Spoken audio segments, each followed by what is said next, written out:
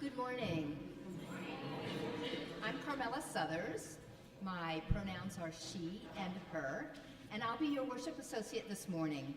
We're so delighted that you're joining us today. In today's service, we're going to be talking about how sexual violence affects children and teens. Our speaker is going to be our own Janet Watkins, and we also want to hear from you. This is a two-way conversation, and we want to hear what you have to say about this violence in America. I hope you will join in the conversation. Please listen as I read these opening words. This is not the age of information. This is not the age of information. Forget the news and the radio and the blurred screen. This is the time of loaves and fishes. People are hungry, and one good word is bread for 1,000. May each of us find one good word this morning. Maddie will play for us now as we begin our service.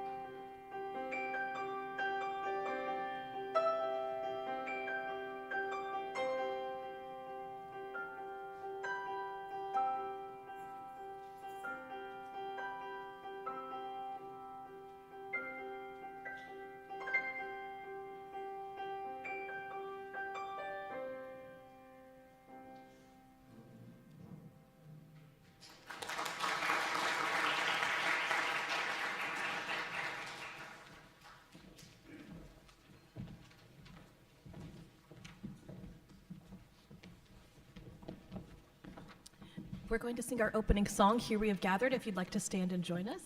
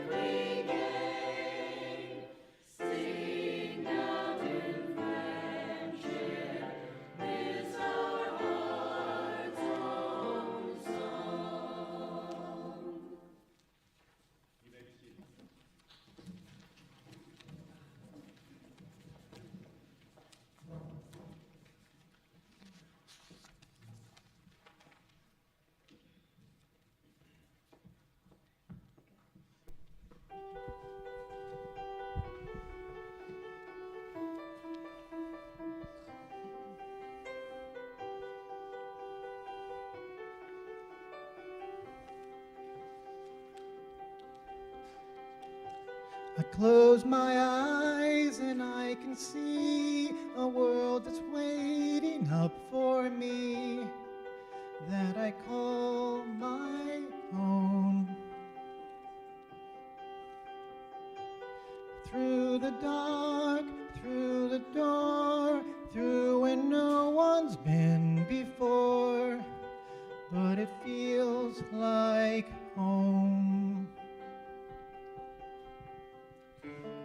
They can say it all sounds crazy. They can say I've lost my mind. I don't care, so call me crazy. We can live in a world that we design.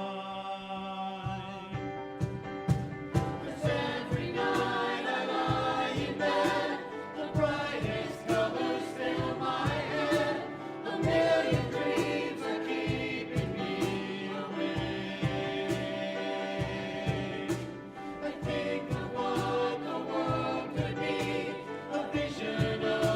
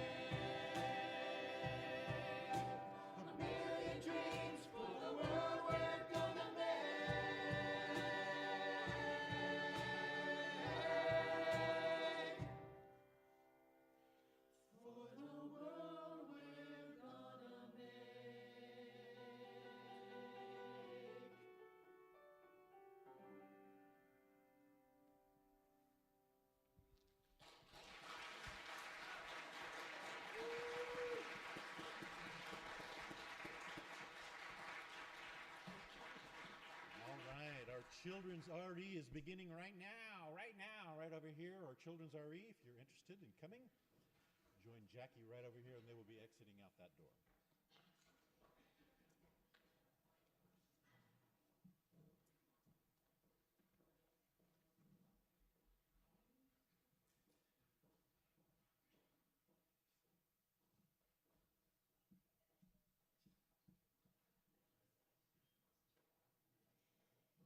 So Janet, our speaker today, is a longtime UU member and the former director of UUFF Religious Education. She's also the former director of CASA, the Court-Appointed Special Advocates. Today, she's going to talk about the prevalence of sexual violence against young people and how we too often fail to protect them. Join me in welcoming Janet.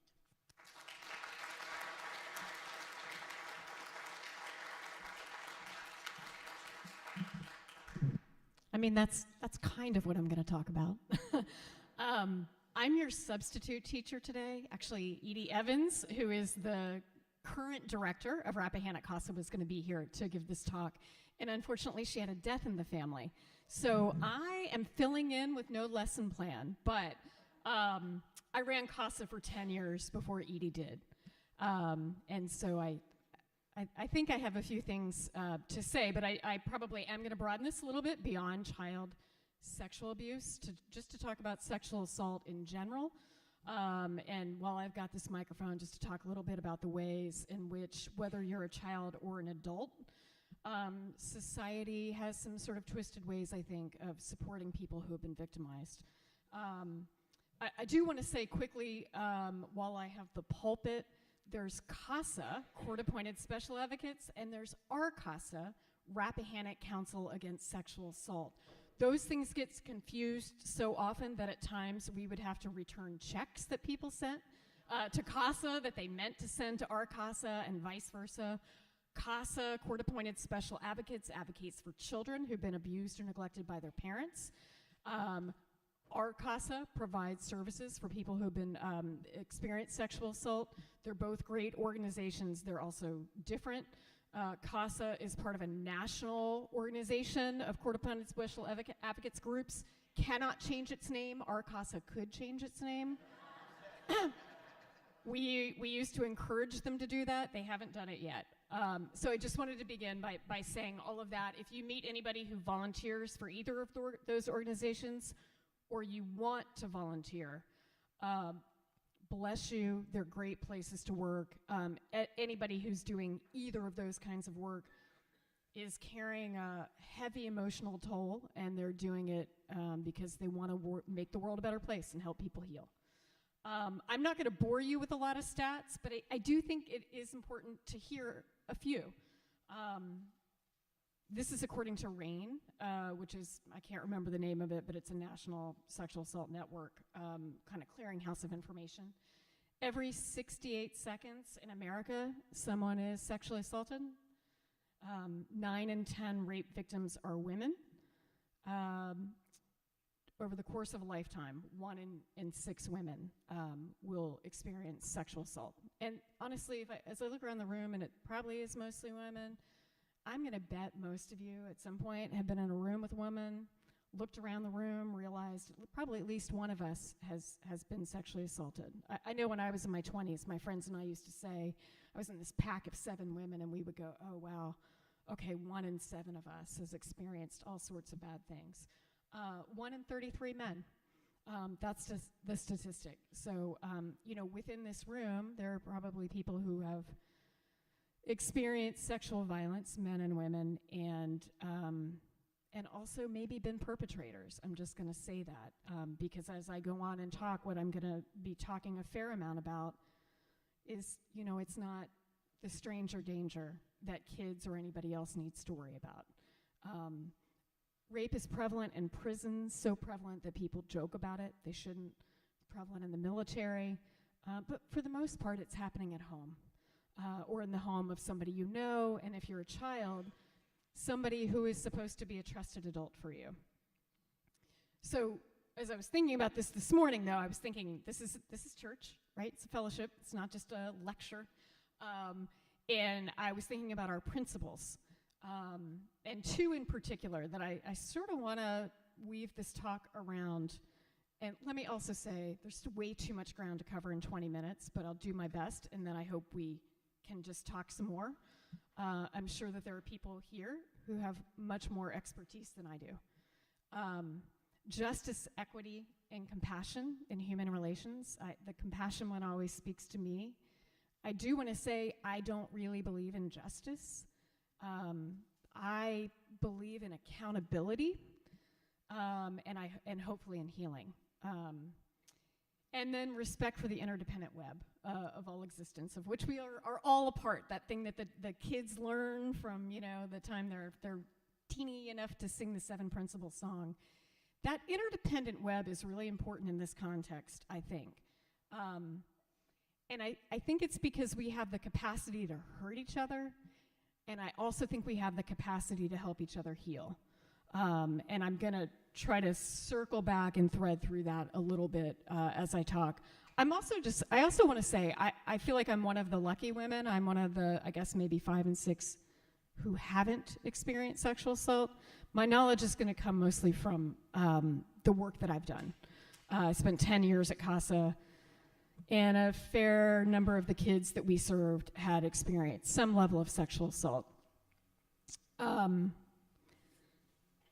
gonna tell some stories, and just so that you all know, there are going to be some identifying characteristics removed because it's all very confidential. And about that confidentiality in the juvenile court system, nobody can really know anything, and nobody can talk about anything. It's all protected, and it is protected because these are children. And I do firmly believe that kids ought to have the right to share or not share their own stories as they see fit as they get older without other people blabbing about it. The other thing is that I know that we're in a small community. You can't talk about things that are happening without somebody knowing somebody who knows the people that you're talking about.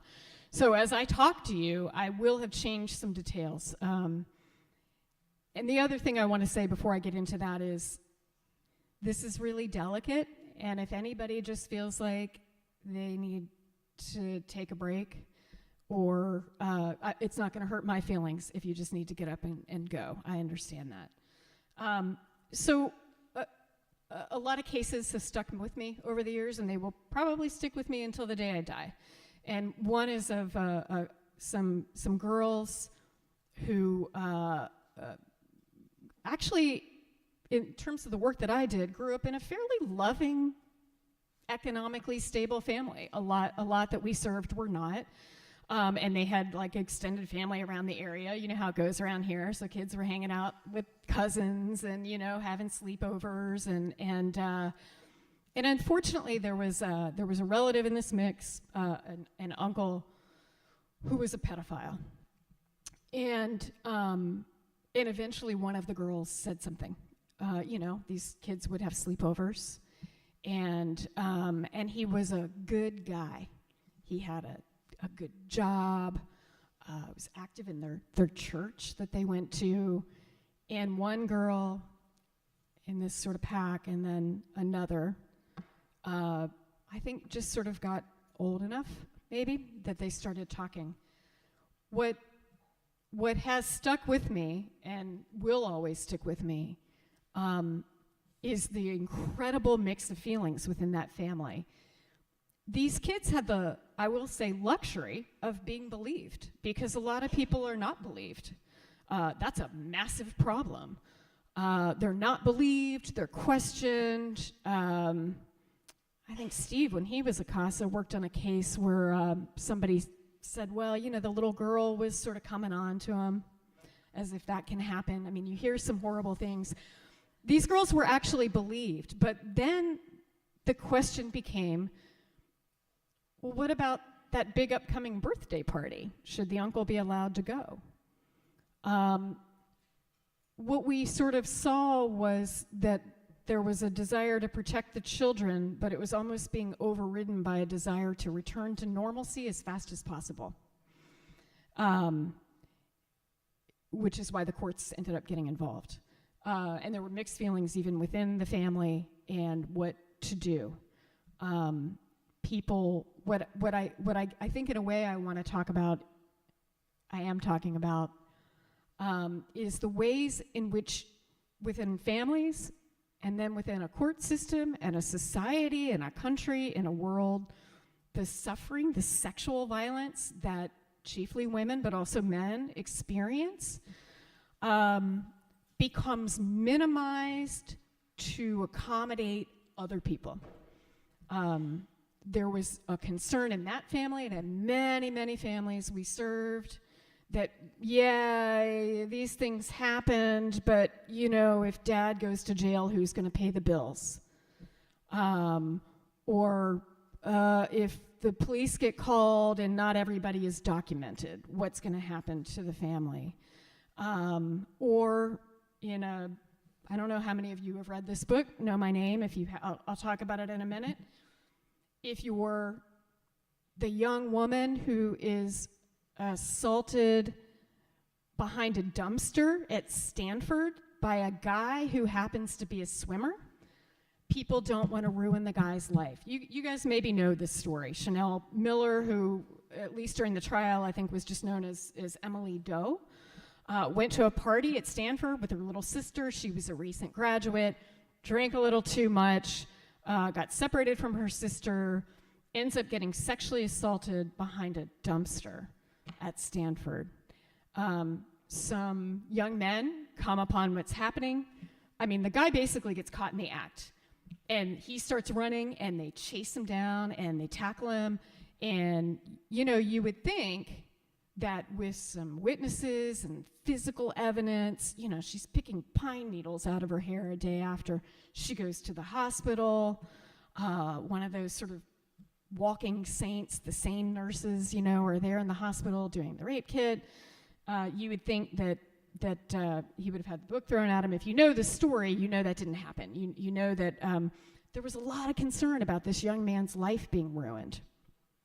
And the judge, who sentenced him, I think, to 3 months, or no, he sentenced him to 6 months in jail. The guy was convicted of 3 counts of sexual assault. He got 6 months in jail. 6 months was a lot less time than the amount of time that she was suffering, that she already had suffered to that point. He ended up serving 3. The judge got recalled. One of the details about that story, though, that has really bothered me is that the judge was making that decision based on a probation report. People just didn't want to ruin that guy's life, you know? And I think that story, and then the stories of some of these children that my organization served, they're very intertwined. And I think that those are reasons why women often stay silent. Is it worth it? Is it going to be worth it to me? This is a quote from the book that this woman, who turns out to be this phenomenal writer, ends up writing, called Know My Name, by Chanel Miller. She said, I didn't know that money could make the cell doors swing open. I didn't know that if a woman was drunk when the violence occurred, she wouldn't be taken seriously. I didn't know that if he was drunk when the violence occurred, people would offer him sympathy. I'll pause here to say that she ended up really writing and speaking out, not just because of what happened to her, but because she was so livid that in the aftermath, he wanted to go around and give talks and raise awareness about the dangers of drinking too much, not of raping people, but of drinking, because that's what he was sort of placing the blame on. I didn't know that my loss of memory would become his opportunity. I didn't know that being a victim was synonymous with not being believed. So one thing I hope will always stick with you is the need to believe. Children don't lie. They don't lie. People don't lie about these things. And I will say in the juvenile court system, most pedophiles, they aren't convicted. They aren't often even brought to trial. People think that children aren't reliable witnesses. They're too young. Claire and I, actually the family, we were at the Y. Steve knows this story. We were at the Y some years ago, and we were jogging on the treadmill. Claire was next to me on one, I was on one. I saw a guy walk in and get on the treadmill behind us, and I knew him to be the worst pedophile we'd ever come across at CASA. And I just got her off the treadmill. You know, nothing was going to happen at the Y, but and I couldn't tell anybody. I couldn't tell anybody what the situation was, and you couldn't have, even if you knew his name, you couldn't have found anything in a criminal records check that would have told you that he was a pedophile. Hadn't been criminally charged. He had been civilly adjudicated to have abused this child, but those records are sealed. And so, you know, the prosecutor and the police were sort of at odds on that case with whether to bring charges. Would the child hold up under scrutiny? Would she be able to deal with being cross-examined? Did they really have evidence, or did they just have a lot of circumstantial evidence? There often isn't a lot of physical evidence. We had tracked down this girl's much like generation-old half-sisters. Actually, they weren't even physically related. He had been the stepdad to these older girls. They had exactly the same story to tell as adults that this little girl had to tell. But that's hearsay. So I don't even know why I'm telling you this story, other than to say that if you're a child victim, if you're believed, first of all, that's a really great thing. If you have a village of people who can be a supportive community for you, that's a great thing. I think this community can do that. But when I said near the beginning that I wasn't sure that I believed in justice, that's part of the reason why. I think accountability is a better measure, and even that can be difficult to come by. And so I think the next important thing is maybe healing. I want to read another quote from Chanel Miller because it really struck me, and she's sort of talking, she's talking about the importance of knowing right from wrong, and the value in what could even be just a small act of kindness. And she's talking about this in the context of masculinity, but about the men who came upon her being assaulted. She said, what we needed to raise in others was this instinct, this ability to recognize in an instant right from wrong, the clarity of mind to face it rather than ignore it. I learned before they had chased Brock, she's speaking of the men who caught him, they had checked on me. Masculinity is often defined by physicality, but that initial kneeling, it's as powerful as the leg sweep, the tackling. Masculinity is found in the vulnerability, the crying. Just think about that. It stuck with her before they chased him and tackled him and swept his legs to knock him on the ground. They kneeled to check on her and how much that mattered. I'm hoping I'm going to have time to do this. I do have a little timer going for myself because I do want to walk you through some of the things that just collectively we can do. Maybe not to prevent, hopefully to prevent, but also to help children who have been victimized. But there's another story I want to tell you because I think it just speaks to healing in general, whether you have been really, frankly, the victim of any kind of suffering. This is a story told by Bruce Perry. Like, does anybody in the room know who Bruce Perry is? No, okay. Bruce Perry is kind of like the trauma therapy guru. And he, if you watch enough Oprah, you might have heard about him. Nobody here is watching Oprah. He wrote a book. He's probably written a handful of books by now, but the one that this story is from is called The Boy Who Was Raised as a Dog. So Bruce Therapy, he's just this incredibly innovative trauma therapist who goes way beyond talk therapy, and he's into like brain scanning and how you sort of track back. I'm going to summarize this poorly, but how do you track back the point at which somebody's development was interrupted because of the harm they experienced at that developmental point in their life? And so the book is sort of a series of chapters that are all just case studies, basically. He worked with kids who'd been at the Waco siege. He worked with a little girl who watched her mother get murdered in front of her, just horrible, horrible things. This is actually a story, the more powerful ones to me are the stories of neglect. This is a story of a little boy who spent the first 3 years of his life in a Russian orphanage. And he was just barely held, barely touched, got very little attention. And so he's adopted in this family at 3, and they're loving parents, and they have a loving community. And he's making lots of progress, but he's still having tantrums, and there's impulsivity, and he started school. He's maybe 6 years old, I don't know, first grade, and he's having trouble socially interacting. And I'll pause and say one thing that people talk about a lot in the trauma world is not to say what's wrong with you, but what happened to you. And that's a thing I carry around and maybe hope that you'll carry around. They're doing all of this professional work with him. Lots of work with his parents, lots of work with his teachers and the adults in his life. And then they almost kind of stumble upon what becomes the best thing for him. Bruce Perry goes into his classroom. These are first graders. And he talks to the kids who are ostracizing and bullying this kid because he's different, he behaves differently, he's not getting the social cues, he's kind of the marginalized kid in the class that nobody wants to play with. And he talks to the kids about this little boy, Peter. Talks to him about his brain, what's going on with Peter.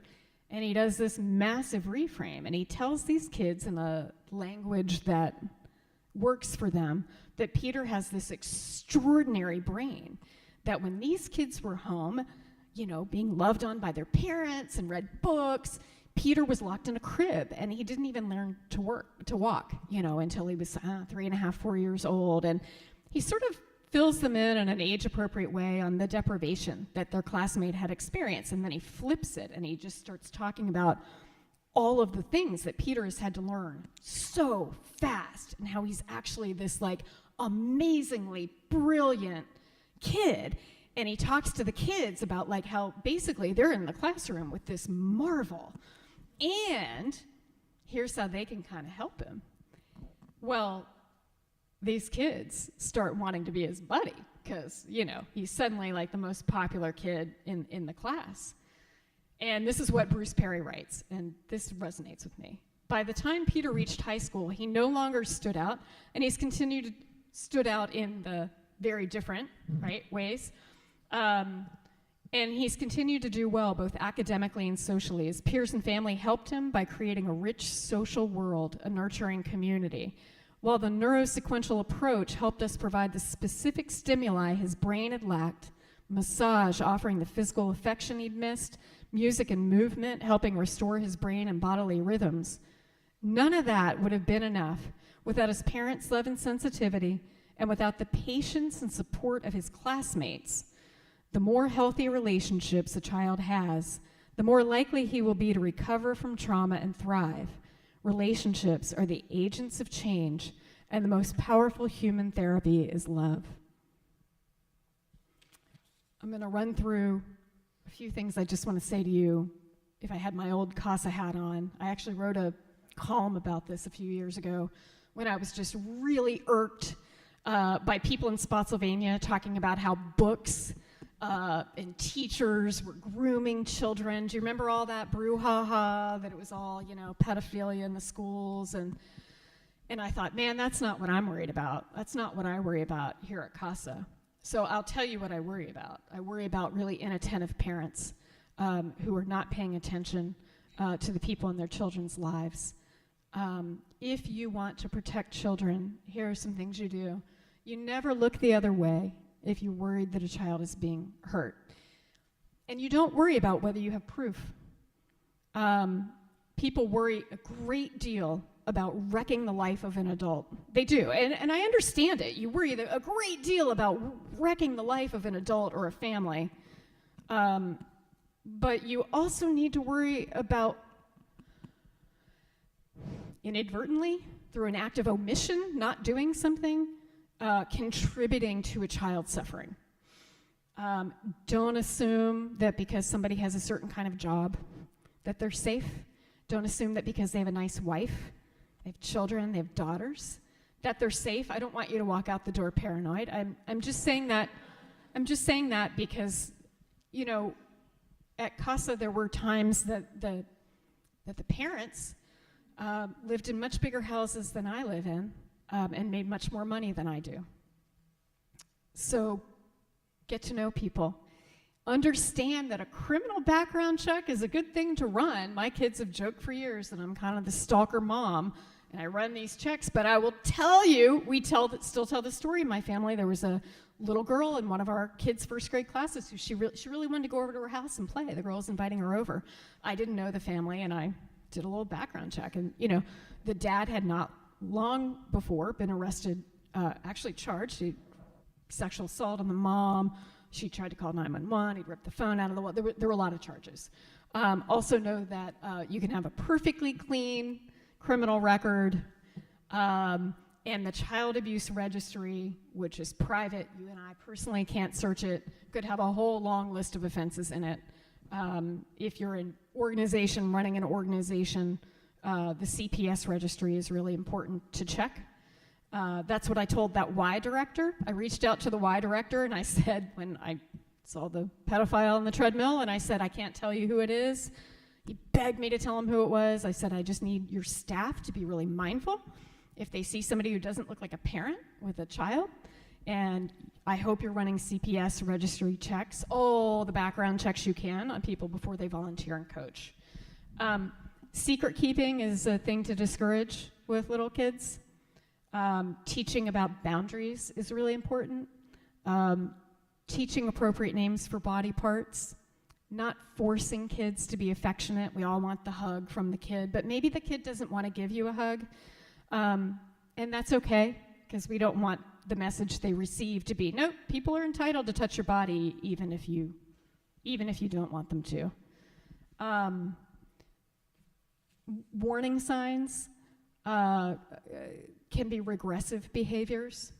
CASA, what we also often saw was kids who suddenly started bedwetting, thumb sucking, lots of things.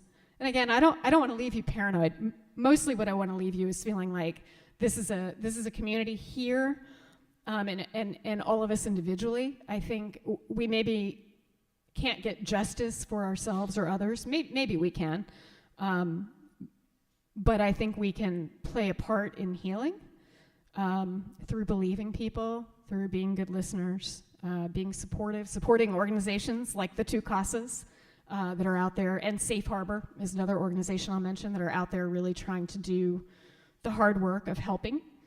And I guess I'm going to leave you with one last quote, and then I'm happy to just take questions or hear from others. This is something Chanel Miller wrote also. She said, I am a victim. I have no qualms with this word, only with the idea that it is all that I am.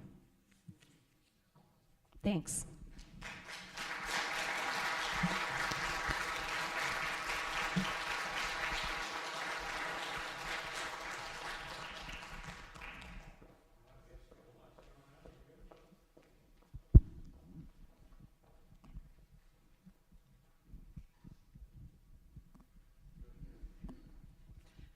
Thank you. Hey, Karen. I've lately become involved a little bit with an organization that follows the policy of restorative justice. And it occurs to me that an awful lot of what you were talking about, of the lots of things about our typical justice system that really don't work well in this world. I'd appreciate your comments on options of restorative justice.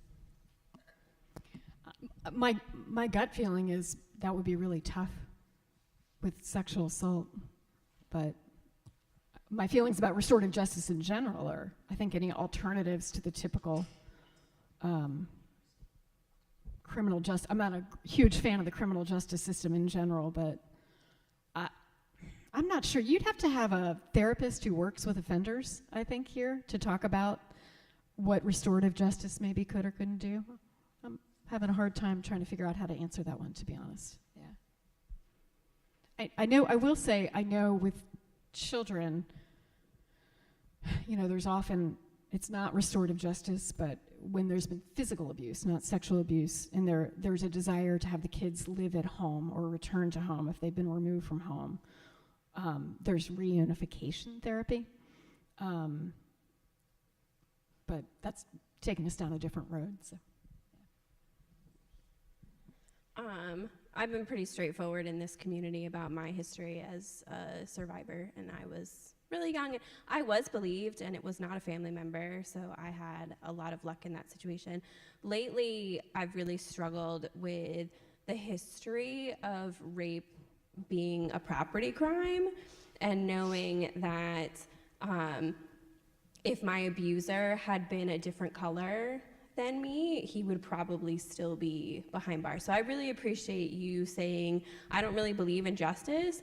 I actually sat right over there with Reverend Doug for something and said that same thing. And he was like, do you mean you don't believe in judgment? And I was like, no, I don't believe in justice. So I don't think our criminal justice system has the ability to do anything to, like, the accountability piece is not there for us. And I can't even imagine what that would look like in my case or in the case of many others. Kind of what Karen was getting to. I don't know what that would have been.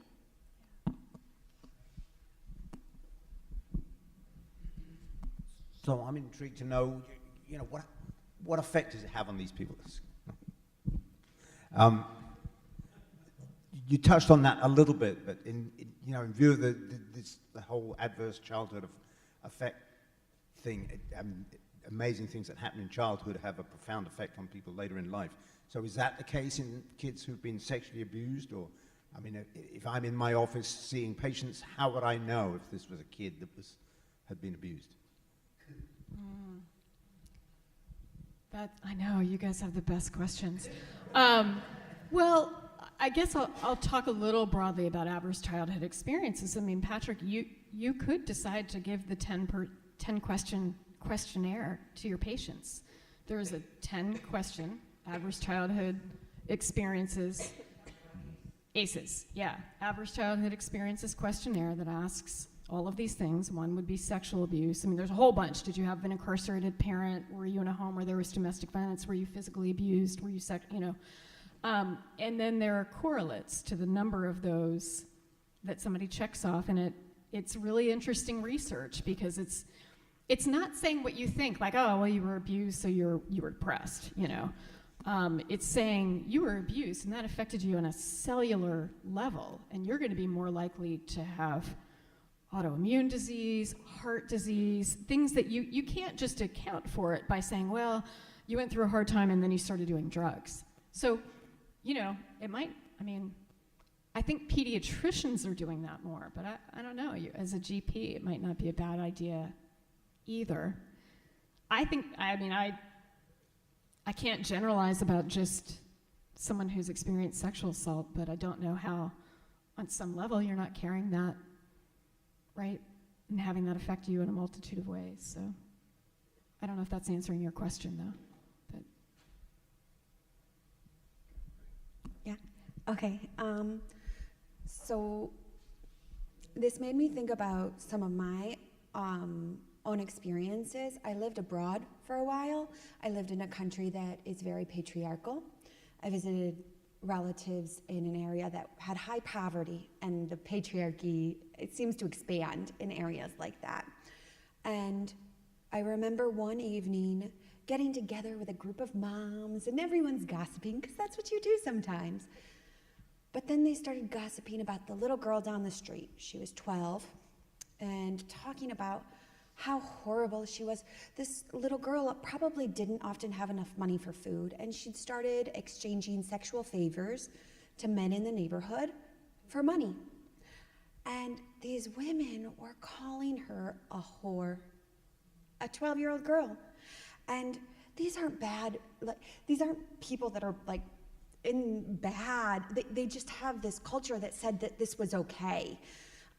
Yes, what they were doing was bad, but it was bad all the way through. It was something that I felt was absolutely terrible.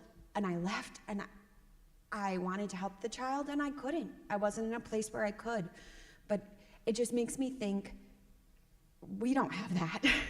But if you feel like, just something is a little bit wrong in this conversation, maybe think about doing something. Think about, hey, have I gotten too accustomed to whatever this thing might be? Because they say when you put you put it in a slow boil, you don't notice it. We got to make sure we're noticing it before we get to that point that it's just normal to talk about a little girl that way.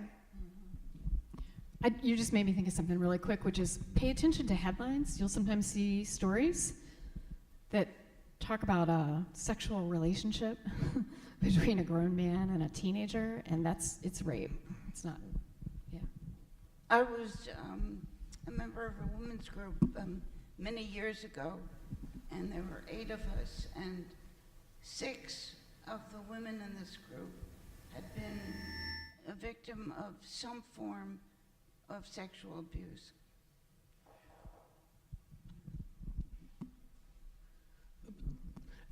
Just to make a comment, you don't have to go to a foreign country. What they do with kids here when you go to court is horrific. They have the kid face the predator. They ask questions, and when the kid is very young, they have no concept of time. They really interrogate the kids like adults.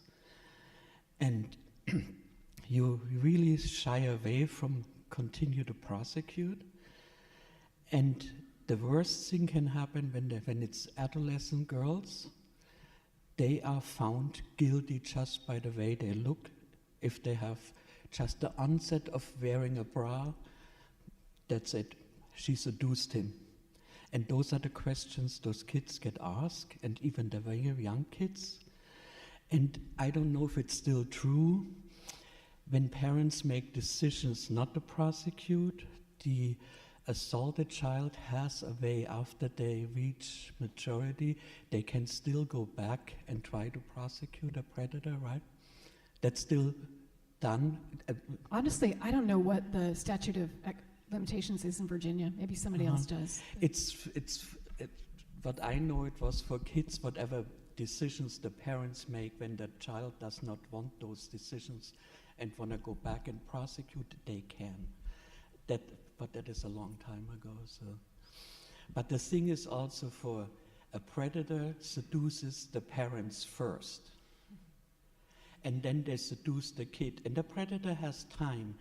They have their little age group they prefer, and they wait 2, 3, 4 years. They seduce the parents first, and then they seduce the child. You are relatively helpless about when that happens to you. There's not much you can do about it.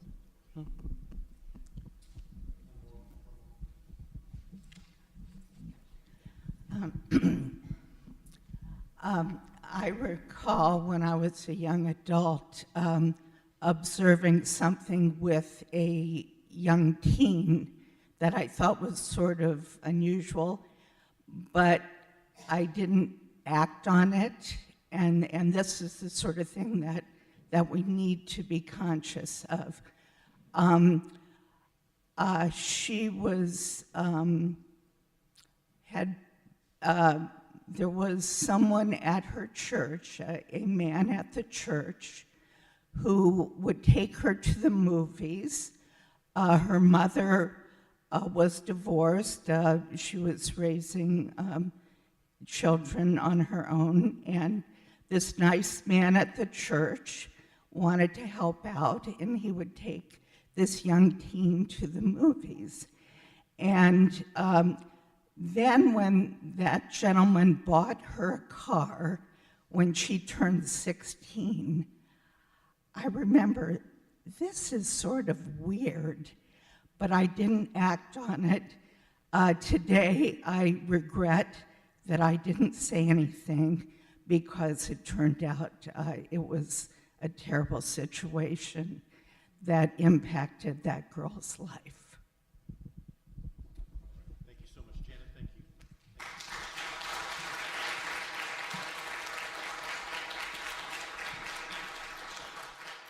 Yeah, we definitely want to be a congregation that believes. We definitely want to be a congregation that helps, right? Yeah. All right, a couple quick things. Next Sunday is Easter Sunday. We'll be doing our annual flower communion, so I invite you to bring a flower or multiple flowers from home. If you forget, don't worry about it. We'll have plenty up here, but if you can bring some flowers from home, that makes it for a very special service. In addition to that, we're having an Easter egg hunt with the greatest Easter bunny you've ever met in your life. Lots of fun for kids of all ages. Hope you'll come and be a part of that. Today at 2 o'clock, if you want to go grab some lunch and then come back, we're having our end-of-life conversations. And today we'll be talking about voluntarily stopping eating. So it'll be sure to be an interesting topic. I think we're going to start in the boardroom, and if we have too many people, we'll move out here. We're going to watch a video as part of that process. So come back at 2 o'clock if you're interested in that topic. Finally, I want to remind you that our Tidewater Cluster, this is the group of Unitarian churches of this area, annually get together for a cluster, and that's coming up the last Saturday of April. And if you'd like to be a part of that, you can sign up for that. If you go to our church's website, click on the calendar, and go to that Tidewater Cluster, there's a sign up right there. You can let them know they're coming. Breakfast and lunch are provided. I think it's a $30 fee to go.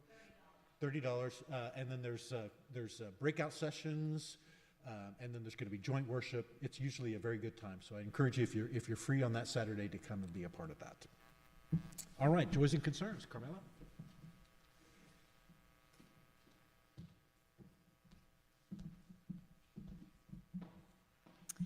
Okay, so we have a couple of joys today. This is from Larissa.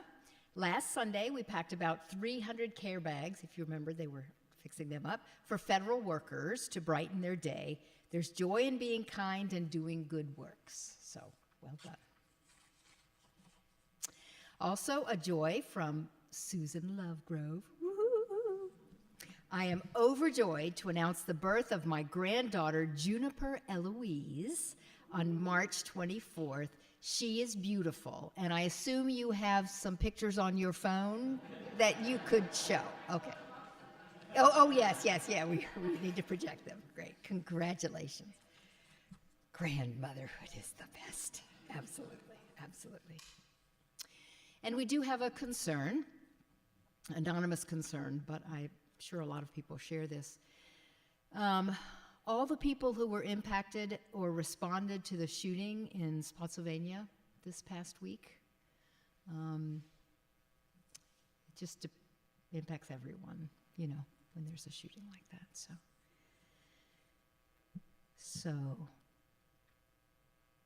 I'm going to ask everyone to stand if you're able. We're going to sing a song in a moment, and as we do, I invite you to do a couple of things. If you'd like to contribute financially to this fellowship, we invite you to quietly go to the back and place your gift in the offering basket. Go ahead and do that when our song begins. If you've enjoyed today's service and want to see this fellowship grow and continue to be a positive light in our community, then I encourage you to give generously to support us. Perhaps this morning you have a private joy or concern on your heart. If so, we invite you to silently come up and place a pebble into the bowl of water as a token of what you're holding in your heart. You may do that as the music begins. I invite everyone else to join in singing, "Let Me Serve You." Catherine will lead us.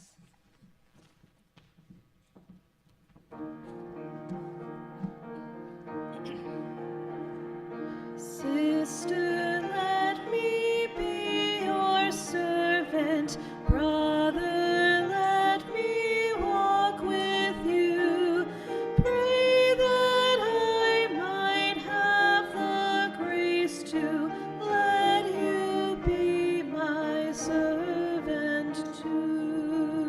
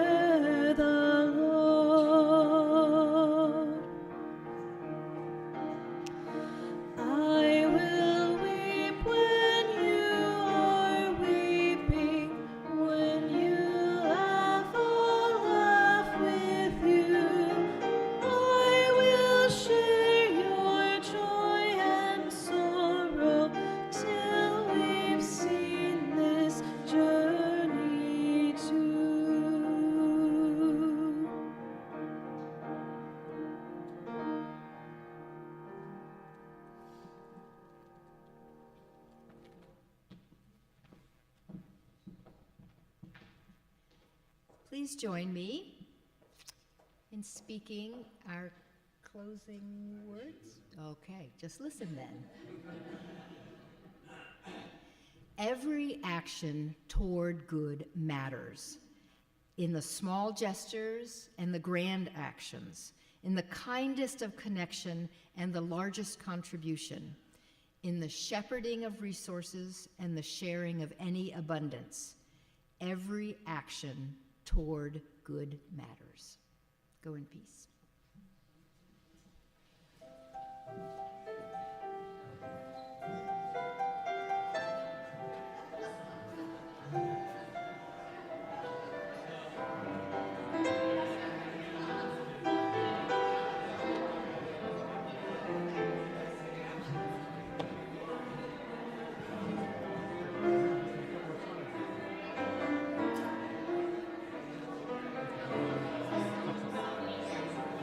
So good. It was long.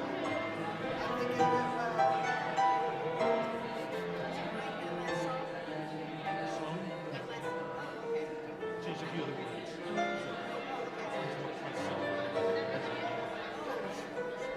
I love the message. It's really wonderful. It was only the two of us singing it, and I was trying to pick it up. Everyone will start putting it yourself.